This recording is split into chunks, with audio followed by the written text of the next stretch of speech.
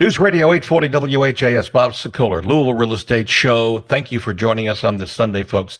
Coming up in just a few minutes, home ownership expenses that are tax deductible and some that are not. First, let's introduce who's going to be with us for the next half hour. We've got Chuck Crosby. He is one of the head guys over at the Crosby Law Offices, and they do a great job at real estate closings. Also, wills, which are so important, powers of attorney, foreclosure defense, and Chuck says if he doesn't do it, he knows someone who does. You can reach Chuck at 499-6360.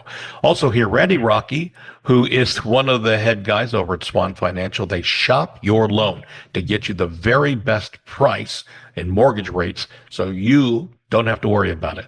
You can reach Randy at 645-0736. And if you're thinking of selling your home now or in the future, I'd love to be able to help you. There's no home too big. There's no home too small. We'd love to help you both in the Louisville and surrounding areas and southern Indiana. You can call me at 376-5483 or bobsellslouisville.com. Click on the form. And then also, if you're a free computer analysis of what your home is worth, go to WeSellLouisville.com and click at the top of the page. All right.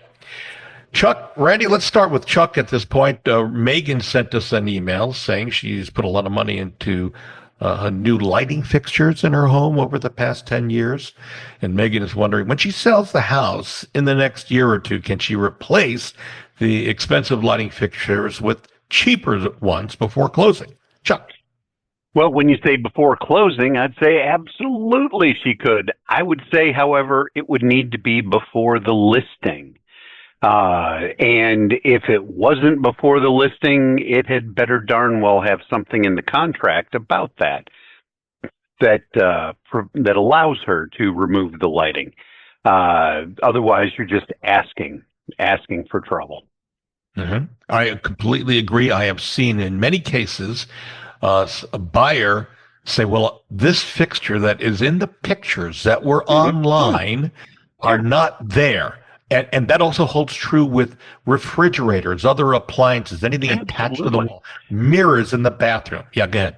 Yeah, as long as you can put in the contract that, hey, we're going to swap this out, but you're just asking for trouble at that point. Do it before the listing. Do it before the pictures are taken. I'm reminded of a particular closing I did where, you know how realtors always say that people buy a particular room or a particular thing about the house, not the house as a whole. And these people bought the house because of the beautiful landscaping and all the bushes and the plant. They came in after closing, everything's gone, except for one plant that was left as a housewarming gift. Yeah, lawsuits ensued. And laughter afterwards. No, yes. No, this is no laughing matter. So, yeah, really, folks, if you are thinking about removing anything, do it before the photography is done. And that's before it goes on the MLS, a multiple listing service. Yeah. Yeah. So that's good points, Chuck, and hopefully that's good information for everybody.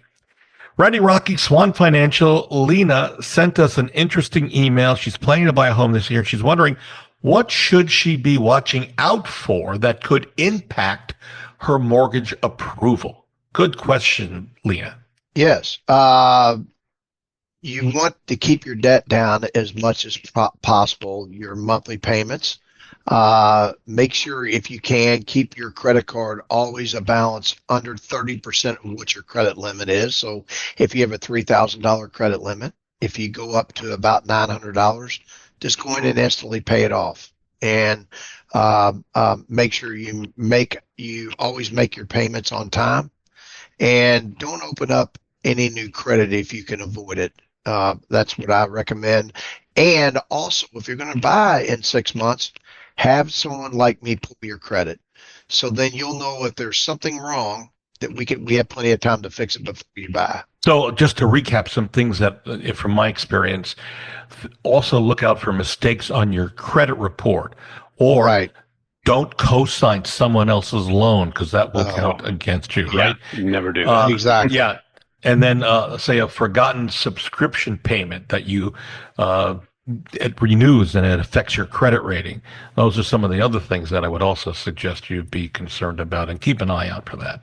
Hopefully, And that's the reason why, Bob, sincerely, people should get their credit way before they are going to buy their home.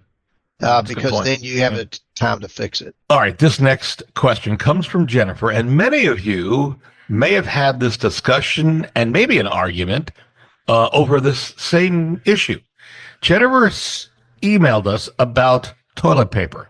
She says her husband and her have been arguing ever since they were married whether the toilet paper should go over the top or come out from under the toilet paper roll. She's wondering if we have any information on the proper direction for toilet paper. So, okay, look, this may not be the definitive answer, but I did some research, and here's what I found. Courtesy of an 1891 patent by New York businessman Seth Wheeler. He is credited by some as America's founding father of toilet paper. Wheeler patented the first perforated wipes in 1871 and launched his Albany Perforated Wrapping Paper Company in 1877. 2 years before the Scott brothers, by the way, debuted their blockbuster brand, Scott toilet paper. Wheeler's greatest invention was the roll and handles design in 1891. Now, its ubiquitous fixture, whose patent illustration definitively shows the over in the patent. In fact, 70% of those polled in a recent poll said they preferred the position, according to CNET, of the roll toilet paper coming over the top as opposed to under the bottom.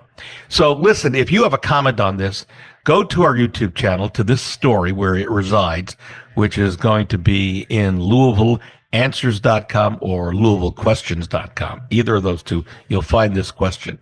And then leave a comment. Over or under? What is best for you? What do you think is the right way? Or does it really even matter? To see a rebroadcast and hear this show again, if you hear something you really want to share with friends, you can go to LouisvilleAnswers.com. And if you're thinking, maybe I'd like to talk to Bob, that's easy enough. If you want to read our reviews, we're very proud of those. Do some research and you'll see. Go to LouisvilleZillow.com or LouisvilleGoogle.com. Anthony wrote us this email, and feel free, Chuck and Randy, to jump in on this. He said his home has been on the market and there have been no showings. He's wondering if the problem might be interest rates. When are they coming down? There's no indication of anything happening in the way of interest rates coming down at the current moment, correct, guys? I know of. But Yeah. I really think that they'll drop a point this year. I do, but Yeah. if they don't, and there's a lot of times that a lot of people have predicted things that don't happen, but if they do, then we'll just, again, you date the mortgage, you marry the house, so we'll refinance you. But every year that you decide not to buy is going to cost you 4%, because between 4 and 5% appreciation is going to, in my opinion, is going to continue to go up 4 to 5% a year. So my opinion is go ahead and buy. And when rates drop, and Bob, you just did a video on this. If rates drop, the demand's going to go up, the pent up demand, and it's going to really raise housing even more. There's going to be more multiple offers. So I just suggest you buy when you're ready. Yeah, and if you're wondering what does that mean, date the mortgage, marry the house, you find the house you like now, you marry it, you buy it. You're dating the mortgage, you're using the mortgage as a means to get the house. Then when mortgage rates come down, and we believe they will come down, you break up with the existing mortgage that you have and you marry the mortgage that is at a lower rate, and you can always get refinanced. By the way, Anthony, just to answer some other questions, you said your house wasn't selling. There's some other things. If you reached out to a real estate agent, for example, I would tell you, your pricing of the home may be too high. You may be skipping some repairs. You may be realizing you need to negotiate. Staging is so important. I was in a home this past week in Norton Commons showing it to a client, and it was listed by us, but my daughter-in-law, Casey, was the one who had helped stage it. And I can't tell you how proud I am of her. I texted her. I said, "Did you stage this?" She said, "Well, I did work with the sellers." I said, "It was amazing. Even in the pantry was so magnificently staged. I just felt it was just a real win-win. So there's a lot of combination, a lot of things that happen, but I'm just telling you, it's all about a variety of things, no one thing necessarily. All right, let's go over to Chuck Crosby. Crosby Law Office. Michael says he's got a diagnosis on a health issue that he's having, and the diagnosis was not good. He's currently under contract to purchase a home in Bullitt County. And in this email, he says, what happens if he passes away before the closing is finalized? I'm thinking for you, Michael, what happens should you even go forward? So he's wondering, what should he do? So, Chuck, let's take it from the fact, so he's buying it. Is there a way to pull out on a health issue? And if he buys it, and then, of course, I would suspect a will is going to take over at that point, right? Yeah, and I've had that happen where folk will call up and say, "Hey, just had this horrible diagnosis. I've got X months left." And at that point, the first thing in my head is, well, okay, that's not a legal reason to get out of the contract necessarily, because just because a doctor says it's going to be 3 months doesn't mean it is. But what I suggested was that they contact the sellers and say, "Hey, this is my scenario," and they let them out. I mean, it was, people are going to be nice most of the time and work with you on something like that. However, if they didn't, well, my second thought is you're still going to need a place to live. So go ahead and buy it. Just make sure that you've got your will, you've got your powers of attorney, healthcare surrogates, all that put together. That way, if you pass, then your house goes where you want it to go. You could put a relative, if you wanted the house to go to a son or to a wife, put it on joint survivorship so that the moment you pass, the other party owns the property. There's a lot of different ways to handle it. It's just a question of how. A health reason is not necessarily a way out of a contract. But if he were to pass away before the closing, well, there's not a whole lot you can do about that. I would tell you, I have hardcore information and I'm a big believer that people, when it comes down to it, are really very good in our world. Yeah. And so years ago, about 10 years ago, I represented the buyer. We'd put a contract in on a home, or actually it was a condo that this woman was selling, and she found out she was pregnant during the time of the contract, and she was not going to be an opportune time for her to sell with the baby coming. And she asked to be let out of the contract and let the buyer go. And when he heard about what was going on, he said, absolutely. And yeah. no collection of any money. Right. Yeah. Yeah, like I said, I've had it happen, and the people went, and it was a moment of humanity. It's, oh, hey, we're so sorry. What can we do? It's a rare person, I think, that's going to hold a person's feet to the fire when pointed with that.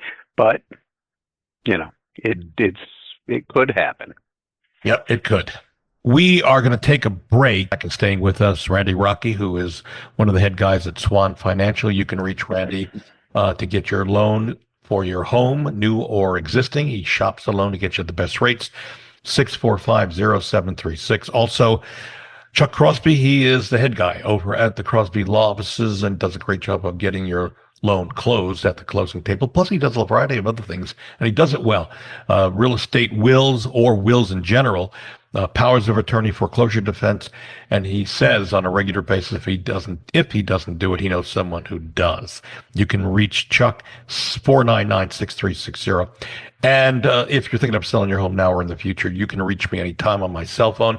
My direct cell 376-5483 or 376-LIVE. Or if you'd like, go to bobsellslouisville.com and click on the form and submit. And then also, if you'd like as well to get a free instant analysis of what your home is worth, go to wesellouisville.com and click on the top of the page, fill it out. My computer will send you an instant analysis. It's a computer. It's a start, but it's something to at least get a feel for what your home is worth. We're back in a moment on News Radio 840 WHAS. Thank you, Barbara Corcoran. We love the fact that you are a friend, a mentor with 10 years and more. And you can see Barbara on Shark Tank. This is News Radio 840 WHAS. I am Bob Sokoler, and the Louisville Real Estate Show continuing with you till the top of the hour. And continuing with us, Chuck Crosby. He's the head guy at the Crosby Law Offices. He does a great job at real estate closings, but also wills, which are so important. We've already talked about it once or twice on this show. Powers of attorney, foreclosure defense. You can reach Chuck 499-6360. Also here, Randy Rocky, Swan Financial. They shop the loan to get you the very best rates on a mortgage. So important now and in years to come. You can rely on Randy and his team, 645-0736. And if you're thinking of selling your home, even buying, but I would love to help you if you're thinking of selling, 376-5483 is my direct cell phone number. No home too big, no home too small. 376-LIVE. Go to bobsellslouisville.com and fill out the form. And for that free computer analysis, you can always go to wesellouisville.com and click on the top of the page for that free estimate of what your home is worth via computer. When it comes to home ownership expenses, some are costs. Of those costs are tax deductible. Others are not. We'll go through these rather quickly. Deductible home expenses, mortgage interest, property taxes, mortgage insurance premiums, home office deduction, points paid on mortgage, energy efficient home improvements, and medical home improvements. Non-deductible expenses, homeowner insurance, homeowner association fees, utilities, home repairs and maintenance, closing costs, and down payments. Randy Rocky, Lenny writes in, I want to buy a home in Oldham County this year. Can I get a mortgage if I'm not a U.S. citizen? What is the process? Yes, we have ITIN loans, and we do a lot of them. The people are, not citizens at this point. So we're really good at it. You can put as little as 3.5% down on it, down payment, which normally it's 15 to 20%. So yes, we could really help someone that is not a citizen get into homes. We do a lot of. Yeah, we do a fair number of them. We see some cash deals. You're certainly able to buy property. There's a couple of kinks when you go to sell it. Namely, do you have to pay 20% to the IRS, et cetera, et cetera. But, it's done regularly. This question for Chuck Crosby. In this email, he sold his house, Ryan says, moved out, took most of the kitchen appliances with the exception of the dishwasher with him. Now his realtor is letting him telling him those appliances are in the contract. They need to stay. The new buyers want the new appliances installed in the kitchen. Ryan says he's willing to bring the old appliances back, but they do not want the old appliances. They want new appliances. What should he do? Yeah, I think it sounds like there's a little negotiating going on there. I would probably talk to an attorney about this at this point. Just because he took them out, I should not have done that. But had he left them, that's the item they would have received. So if you cause damage to a toilet, let's say on your way out, you break a toilet, you can't require that they put in a gold-plated toilet. It has to be a reasonable replacement. That's what all the courts are going to look at. But I've seen that blow up before. We have a large YouTube following and specific YouTube channels for both our questions and our radio show. You can go to LouisvilleAnswers.com to see a rebroadcast of any of our shows in the past 3 or 4 years. And you can go to Louisville Questions to see the individual questions that we put up. On the truth about using soap dish detergent in your toilet, we get a lot of response from different types of questions. This one got a lot of response. AG wrote, add the detergent to the toilet and pour in a bucket of hot water, not boiling, he says. And Brad Lawler, our home team expert, says, don't use boiling water. And I think I mentioned this a week or so ago. He says, Bob's your uncle. He says, it worked. I just did it today. But DK writes, I read that dish detergent could negatively affect toilet rubber seals, but toilet-specific cleansers are much harsher. So beware. I would tell you, folks, before you do anything about putting dish soap in your toilet, do some searches on Google and try to get your own opinion on whether to do it or not. With our question from one of our listeners, nighttime trains ruining your peace of sleep, check the schedule first. Someone who only signed it, basically 4062, says, I'm a freight locomotive engineer. He says there's no train schedule in freight. It's night and day frequency changes throughout the year due to demand of the shipper. Well, that makes sense. He says it amazes me how many people will buy a house next to tracks that have existed 150 years and then give us the finger when we go by. Okay, you've been heard there, 4062. And from our question, can you legally take down a drone overhead? We got a lot of responses from that. This is typical. Flick writes, how will the people ever know who is responsible unless we get our hands on one? Our government claims they are not a threat, and yet they claim they don't know who's responsible for them. By the way, aside from this, I think they have announced they do know who is responsible. The government does. And Flick goes on to say, glad I live in West Virginia where nobody in their right mind will fly hundreds of drones or orbs. Well, I have to reiterate on this one, do not shoot down a drone or attempt to. FAA considers a drone like an aircraft, and if you're going after a drone, they're going to come after you if they can find you. It is illegal. You don't want to do that. You will get into trouble and go to jail. So just know. I would love to know the background and what's going on with the drones as well. But quite frankly, that is something I don't think we're going to know unless the government decides they're going to give us the full story. All right, back over to Randy Rocky, Swan Financial. Interesting email from one of our listeners. Steve is saying that with all the fraud he's hearing about, he locked his credit. I guess he's talking about his credit cards. And I know a lot of people are doing this. And he's thinking of buying a home this year, and he wonders, can he still get a pre-approval for a mortgage if his credit is locked? You know, Right. 10 plus years of doing the show, we never had this question before. Yeah, So yeah. that's a great one. Good job, Steve. So this has happened to me twice in the last 2 weeks. So it is actually, he locked his Experian, TransUnion, and Equifax. Okay, Yeah. so Uh-huh. you have to call and unfreeze that, and then we pull your credit because they have all your accounts on it, not a problem.